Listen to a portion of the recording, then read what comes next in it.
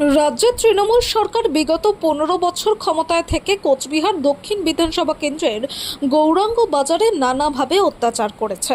বিজেপির নেতৃত্বাধীন রাজ্যের নতুন সরকার ক্ষমতায় আসতেই সেই গৌরাঙ্গ বাজার শুদ্ধিকরণ করল কর্মী সমর্থকরা। রবিবার সকালে রীতিমতো গোবর জল ছিটিয়ে গোটা গৌরাঙ্গ বাজার চত্বর শুদ্ধিকরণ করা হয়।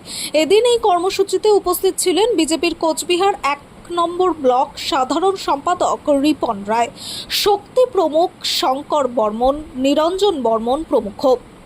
এদিন বাজারে কর্মী সমর্থকরা বালতিতে করে গোবর জল নিয়ে গোটা বাজার চত্বর ছিটিয়ে শুদ্ধিকরণ করেন।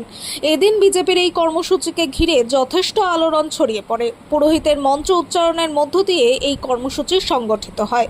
কর্মসূচি চলাকালীন বিজেপি নেতৃত্ব বলেন, গত 15 বছরে রাজ্যে তৃণমূল সরকার ক্ষমতায় থেকে গোটা রাজ্যের পাশাপাশি কোচবিহার দক্ষিণ বিধানসভা কেন্দ্রের হাড়িভাঙা এলাকার গৌরাঙ্গ বাজারে নানাভাবে সন্ত্রাস করে বাজারের ব্যবসায়ী থেকে শুরু করে ক্রেতা সকলকে অত্যাচার করেছে।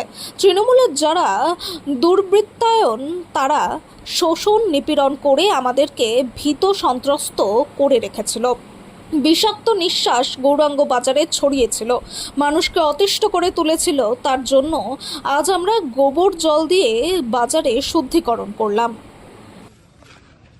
আচ্ছা, আপনাকে বলছিলাম যে আজকে আপনাদের যে এই কর্মসূচি, কি কারণে আজকের এই কর্মসূচি?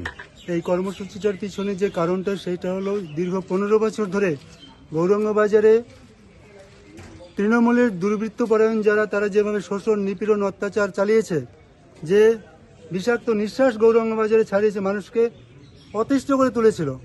তার জন্য গৌরাঙ্গ বাজারে একটা শুদ্ধিকরণের প্রয়োজন ছিল, সেটা আমরা আজকে সফল করলাম। আচ্ছা, আপনি পার্টির কোন দায়িত্বে আছেন? আমি পার্টির জেনারেল সেক্রেটারি, 3 নম্বর মণ্ডল দক্ষিণ বিধানসভা। আচ্ছা, ঠিক। নমস্কার।